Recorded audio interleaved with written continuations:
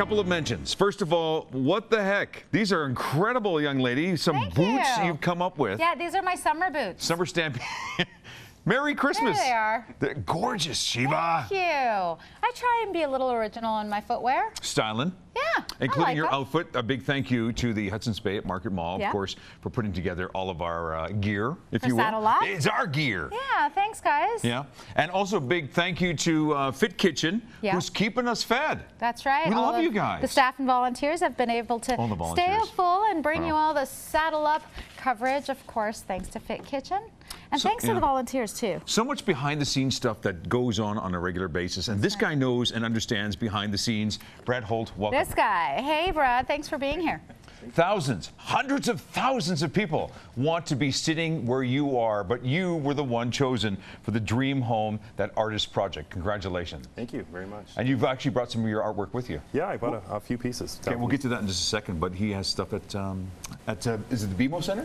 Yeah, in the back of the BMO Center is the Western Oasis, and it's the world-renowned Western art show. Okay. Very cool. Now, hundreds of thousands of people apply to become the show home artist from all over the country. You have the honor this year. This is actually your first year applying. What made you go, hey, the show home, that's where I want my art? Well, you know, I actually met some of the designers from Avi, and they saw me at another gallery show, and they said, you need to apply for this. This is kind of our fit. So I gave it a shot, and then we kind of went through the process, and in the end, it turned out great. So, and We're seeing some of your pieces right now. How many do you have in the show home? 22 pieces in there. Jeez, man. Yeah. That's incredible exposure. And of course, the person who wins the show home, so me, will get to keep one of those paintings. Just one, right? Yeah, well, they commissioned me a piece, so you can kind of choose, or you can develop your own. He started as a 4-H'er. Yeah. This guy had an appreciation for art as a 4-H'er. You used to sneak over and used to take a look at some of the arts. True? Yeah, well, when we weren't showing our cows at the Steer Classic, I would sneak over into the art section, and actually this is a dream come true for me, because it's what inspired me to be an artist. All these old masters in the Western Oasis that painted, and that's where I became interested in art. So it's kind of a turnaround circle, and I'm here with them, and I feel really grateful. Brad, you brought some of your artwork with you. Show Now, what I off, find buddy. Yeah. super cool about what you do is that you frame it out of real wood. Yeah. Okay, so talk about your first artwork. piece We're here. looking at this first piece here. Great. This piece is called Nose Hill Lookout, so it's the top of Nose Hill, kind of a view of the cityscape. And the frame is, just, Oh, sorry. just gorgeous. yeah, and the frame's made out of an antique old lead window, which I got from a little home in Nanton.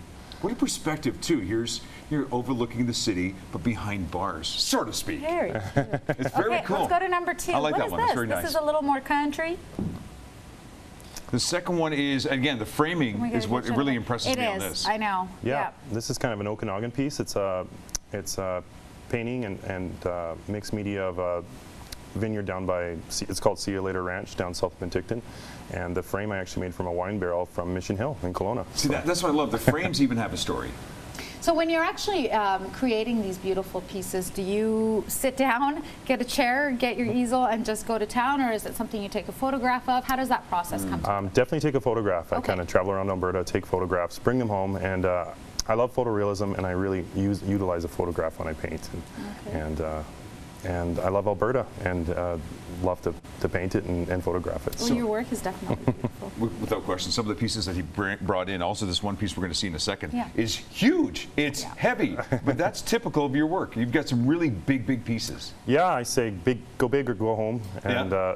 small town farm boy in Alberta, and I love big things. And one big statement piece in a home, a conversation piece, I think tells a story. Well, this is a conversation Yeah, piece. can we just get a third shot one of here, this yeah. beauty This is behind nice. us? Look at that. Look at the framing on that.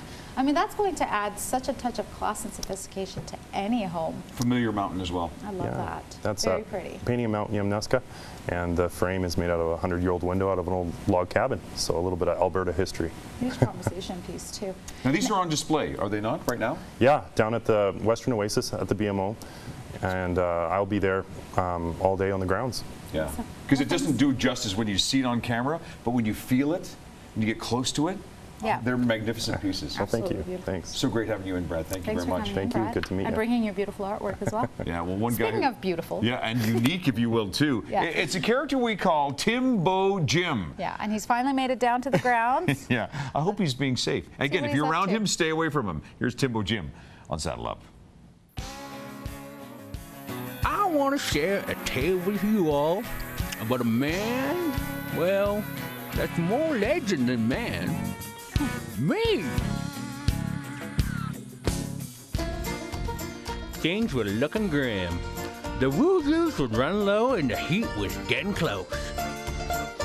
But a good steel is hard to find.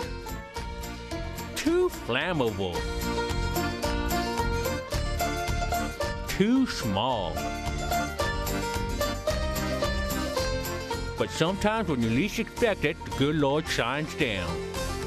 And I saw the most beautiful thing I ever seen. And the name was Starship 4000. Your scooter, Hey, king of the carnival out here. well, one of them. I am Timbo Jim. Hey, Timbo, how you doing, man? How are you? I'm doing great. I was admiring your giant statue here. Oh, we love this ride. This is one of our most popular rides here on the Midway. Now, you say it's a ride, but is that all that it is? Oh, yeah, it's just an amusement ride. How many people in gallons do you think it fits in there? Gallons. Well, I can tell you people that we ride 24 people at a time inside this ride, but gallons? What do you mean by gallons? I'm gonna go ahead and say that's about 14 pints of woo! Oh, I guess come to think of it, probably it is. So what I need to do is I'm gonna make this into a giant still, and we're gonna make some profit here, all right? What time to close?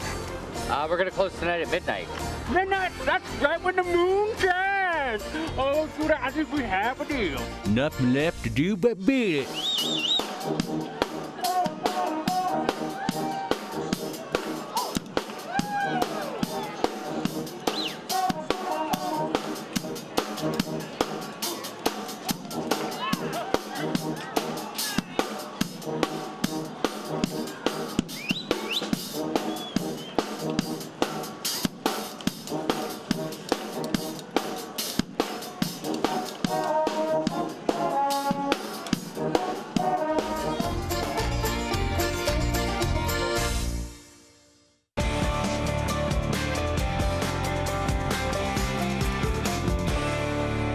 And the horse is trying to direct Timbo Jim right off the set. And It's all like, come with Timbo me, Jim sir. wants to do is just do a little dance. Maybe he needs to go on a ride. Yeah, he's no longer allowed on the grounds. Maybe he needs to hook up with Ride Guy. This guy is so much fun. He has so much fun. That's why we Always love has him so fun. much. We love hanging out with him too. I haven't had a chance to spend a lot of time with him this Stampede, but hey, Watch maybe this I'll ride. make it down to the ground and You go love on a this. ride with the Ride Guy and his assistant. Mike. Still with us, are you? Excellent. It's hot. It's Africa hot. Oh, quick shout out to Barb, Ride Guy's biggest fan. She still won't ride the darn things, though. Ah, well. So glad you're with us. What we have behind us is the Fireball, the nefarious, odious Fireball. It offers a whole mixture of things. It's got your centrifugal force, it's got your gravity, and it's all topped up by this upside-downy thing that really was, well, let's, to coin a phrase, hello, lunch. Anyway, let's have a shufty at this one then, shall we? Woo, woo, woo.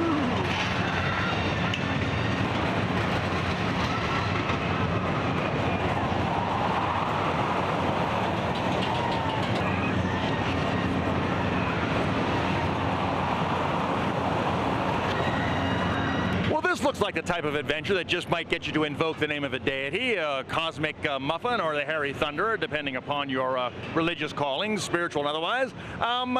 This might not be a bad one to hang out underneath with a small coin catcher, just to see if you can pay for your stampede. Let's throw ourselves on this one and see how the Fireball shapes up, shall we? Yeah. Okay, man.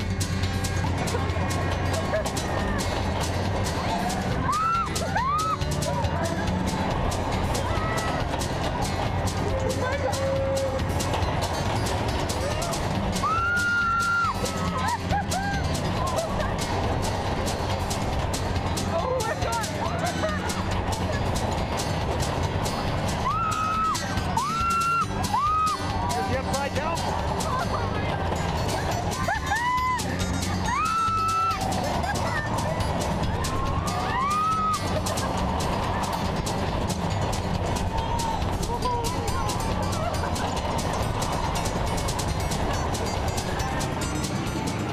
the Fireball.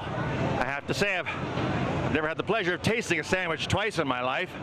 The upside downy part of this is interesting. Gives you a whole new perspective on upside down, I guess. Anyway, let's find out what the other professional fireballers think of this one. It was a steady 9 out of 10 because it was pretty fun and scary, so that was good. I would also rate it a 9 because, as Maya said, it was really fun, but it's also scary, so you get that adrenaline going and you get a rush. Well, it appears the Midway monkeys like this one. Not surprising. This one's always got a good lineup behind it, and that, in the long run, I think that's all that's really important.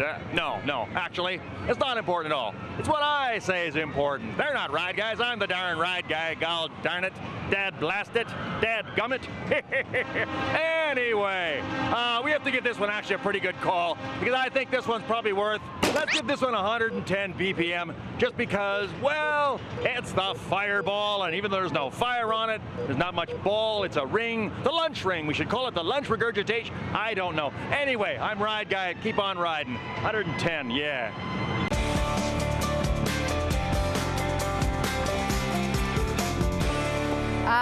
The always fashionable Ride Guy managed to keep his hat on. I love that hat. That was great. 110 and on Mike that one? did too. Oh, Mike kept his hat on too. There was one ride that was 120 beats per minute. That was the drop. Yeah. We're going to have the Ride Guy coming up a little bit later in this hour as well, too. Yeah.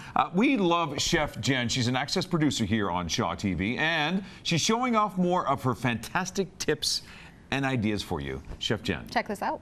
I'm here with Eddie from Gaucho Brazilian Barbecue, and he's going to show us what makes Parmesan beef so special. Well, Jenny, the beef Parmesan here we have is Alberta beef, certified Angus, and the real story behind the dish is the influence of Italian and Brazil culture. That's why we put beef with Parmigiano. Yeah, I personally really love the crunchy exterior and the saltiness, and yeah, it's really interesting. When I think of Parmesan, I don't always think of Brazil. Well, is the story, you know, is tons of Italians went after the First War, the Second War too. They all went over there. So Eddie, how do we get to this? Where do we start? Well, we start first for Alberta beef, certified Angus, right? You get the whole top part, and then I open and I cut. I get the heart of that, and I cut in pieces in little cubes. You can see here, and then we marinate for 1.5 days mostly, and after that you skewer. Then we throw in the grill, and around probably 10 minutes will be almost ready. In the end, we put Parmesan on the top, and we give back. We put back to our grill, and that's when the product is finished and very succulent, very flavor. Excellent. And that 2-day marinating process makes it extremely tender, and that cook time makes it pretty special. Yeah. So it's a little bit tender inside and crispy on the outside and nicely charred. Absolutely, yeah. Okay, Eddie, so when I come to the restaurant, is this how I'm going to get served? And I'm going to serve you like this. Right. And I'm going to ask you, Jen, how many you like? You're going to say 1, 2, 3, I'm going to 4. say keep them coming. Keep it coming? Really? Well, we have 10 different cuts. It's pretty tough to keep up. So it can get really full. Yeah. So this is pretty exciting. Nobody else in Calgary serves food like this, and you can only find this at Gaucho. That's right. Thanks so much, Eddie. No, you're welcome. It's a pleasure to have you.